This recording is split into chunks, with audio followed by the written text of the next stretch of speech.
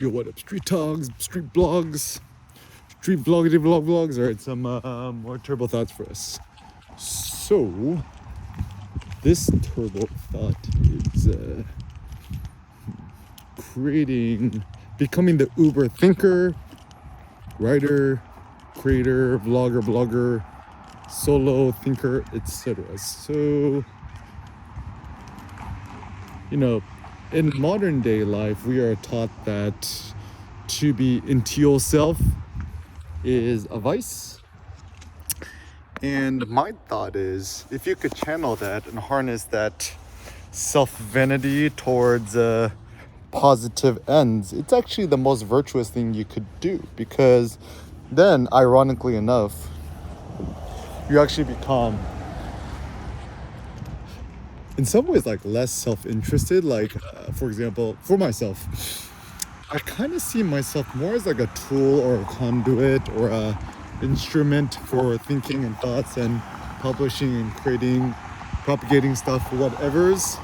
I don't actually like care about myself too much. Like, I have zero interest in owning any car, even if it was the world's best Lambo with the scissor door. Like, the other day I actually saw McLaren or something with the butterfly doors or something, and then the dude was just like chilling with the doors up and just trying to flex and like look cool. And I just look, I'm like, it's kind of lame. And then the thing was just like, even with butterfly doors, scissor doors, suicide doors, whatever, it's just a piece of metal that's facing upwards. And I'm like, much more interesting to have monster trapezius muscles that look like a demigod, to go demigod. Going demigod is a more interesting ideal. It's funny because think about Achilles. Achilles was the demigod. He was half man, half god, because his mom Thetis was a goddess. Then his father was a man. So I kind of like this demigod idea, because putting all the sacrilege aside is certainly we're all human beings, but demigod is an interesting ideal. It's kind of a fun thought. It's like, thinking about our best friend Kanye, right? It's like, I know I'm not the most high, but I'm on a close high. So, regardless of what your religious beliefs are or whatever, just let us consider once upon a time, before the Egyptians, who thought about just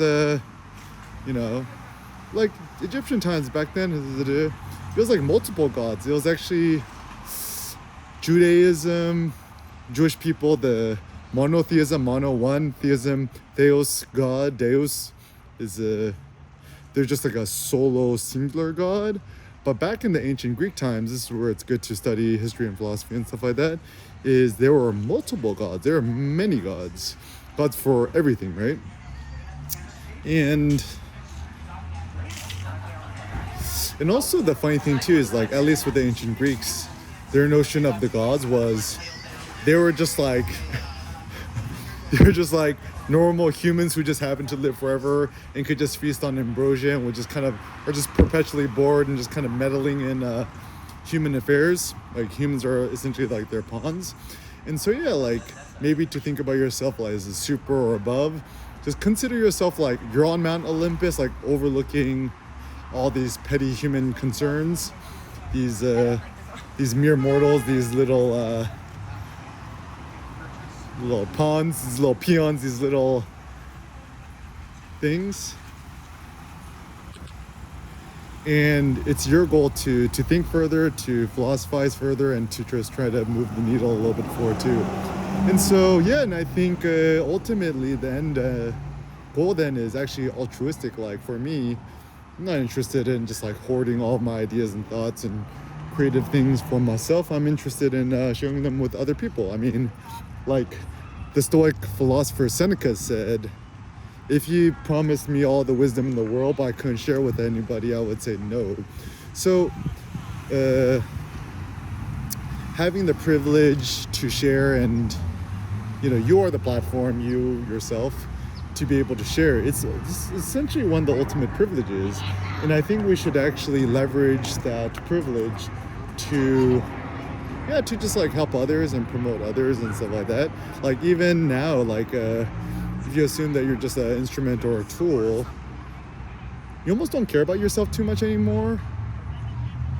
And that just kind of gives you more courage, more chutzpah, more BALLS, more courage to pursue the things that you really care for. It's always a wise idea to think about wiping the slate blank and to rethink the ethics behind things. I think actually morality is the snare currently that's kind of holding us back. And what seems like a noble life idea and a life goal is to kind of rewrite the rules. I mean, rules are essentially social codes of conduct used to preserve whoever is in power.